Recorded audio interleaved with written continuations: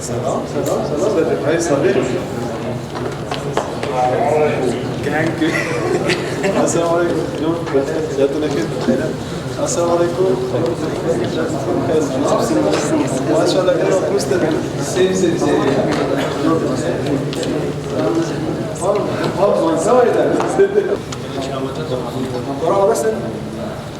يقدر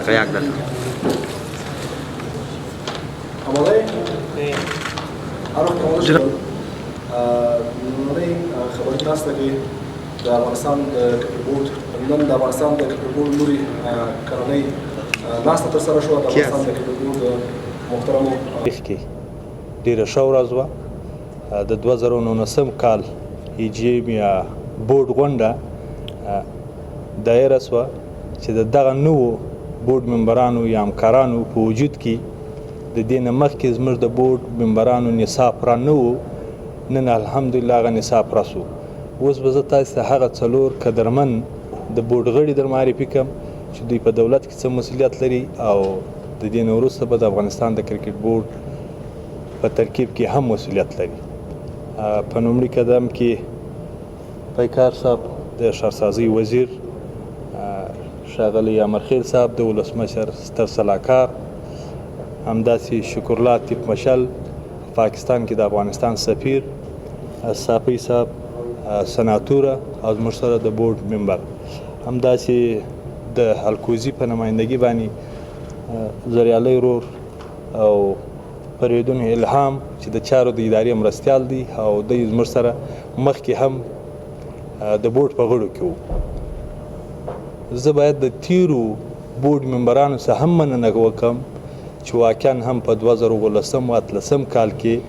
زموږ سره په خپل وخت څه ضرورت چې به د بورډ و کوم پیشنهادات و پالیسیان و په خپل وخت رسیدګي کړې و زموږ سره پوره همکاري کړې نو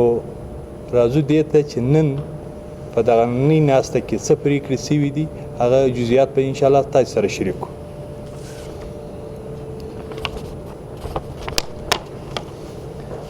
بسم الله الرحمن الرحیم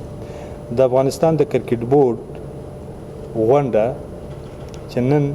په 8 د جولای یا 15 دایره شول په دې کې بعضې تصامیم ونیول شول په لومړي قدم کې د افغانستان د کرکټ بورډ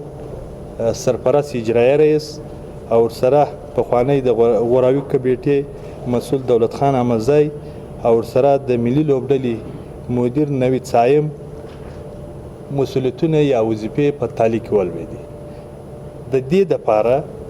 د افغانستان د کرکټ بورډ د ممبرانو نه یو ځانګړې کمیټه تشکیل شوې ده ضیاء الحق امرخیل شکرالله تیپ مشل او الهام صاحب دا به په 2 اونۍ کې دننه د دوی په مورد باندې څېړنې کوي بیا به دا رپورټ د افغانستان د کرکټ بورډ د کمیټې سره شریکي یعنی دغه د دوی بررسي به کوي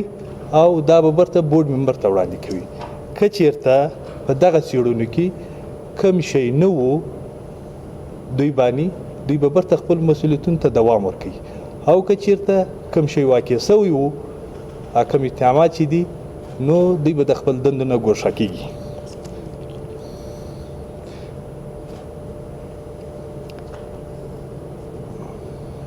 پنځم د افغانستان کرکټ بورډ او خصوصا د کرکټ بورډ د اجرایي ریاست پوسټ به ان شاء الله العزیز څنګه چې څو موده مخکې په یو مطبوعاتي کانفرنس کې اعلان شوی و چې موږ به د نړیوال جام نه وروسته د اجرایي ریاست پوسټ نوی کس ګمارو چې هغه به واجب د شرایطو وي نو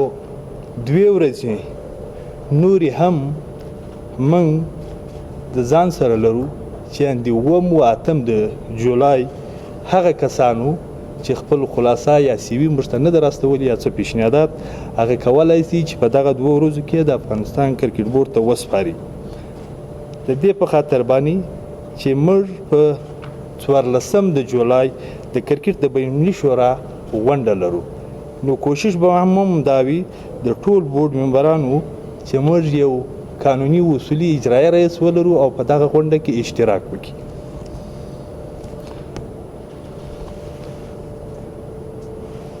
شپږم د افغانستان د کرکټ بورډ د ټول هغه تصامیم چې د کرکټ په خیر او د کرکټ پرمختګ وي په خپل وخت په نیول کیږي. اتم په نړیوال جام کې د افغانستان د ملي لوبډلې کارکردګي او د لوبډل مشر یعنی د کپتان رول په دې باندې به هم غور کیږي. نو ان شاء الله العزیز د یوې ونې په دوران کې به د لوبډل مشر په سرنوشت باندې هم باس وسی چې هغه به د مطبوعاتو یا د ټولو هیوادوالو سره شریکیږي.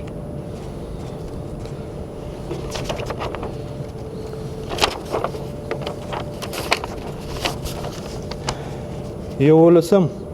د افغانستان غوره لیگ یا افغانستان ایپیل چې په 2013 کې د سره سو سکهال به یو ځل بیا هم په 2013 اکتوبر میاشت کې د سره کیږي. اکتوبر او 2019 کال د دې نمخ کې د کرکټ د بینالمللي شورا یا د آی سی سی سره چې کومې څېړنې موږ د افغانستان پریمیر لیګ په مورید باندې کړي وي یعنې د تیر کال د 2013 کال لیګ چې اول پیسې ختم شوی سکهال په 2019 کې بیا دوم پیسې شروع کیږي. د کرکټ د بینالمللي شورا سره او د افغانستان د کرکټ بورډ سره یو ځای کومې څېړنې چې موږ کړي وي هغه پای ته ورسېدلې. نو د کرکټ د بینالمللي شورا د خواسه د افغانستان لیګ یو شفاف لیګ معرفي سو او په دې سره به موږ په خپل ټاکلي وخت باندې یعنی په 2019 کال کې په اکتوبر میاشت کې خپل لیګ شروع کوو او د دې نه مخکې به ان شاء الله ډیر ژر په 2 ونې کې د افغانستان لیګ اعلان سي چې کومې لوبډلې او په کوم وخت باندې زموږ سره هغه تیرې لوبډلې یا فرنچایز چې وه هغه به په دې کې اشتراک کوي. عزیز الله فضلي، شکر الله عتیف مشل، ضیاء الحق امرخیل او الهام صاحب. نو دا هغه جزئیات چې موږ تاسو سره شریک کړل او ان شاء الله العزیز په راتلونکي کې چې کم تصامیم نیول کیږي د افغانستان د کرکټ بورډ د ادارې هغه به د افغانستان د بورډ دغه کم اعضاوي چې زموږ سره موجود دي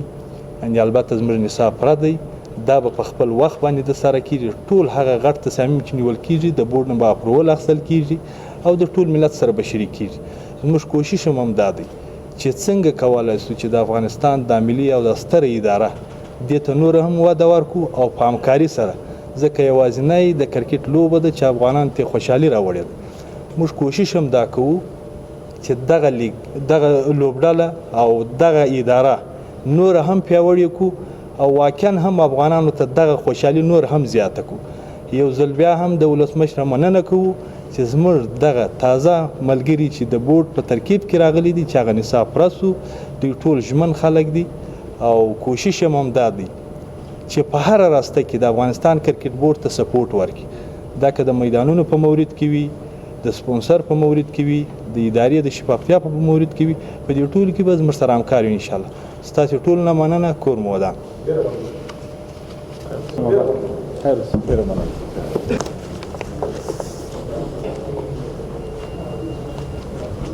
Thank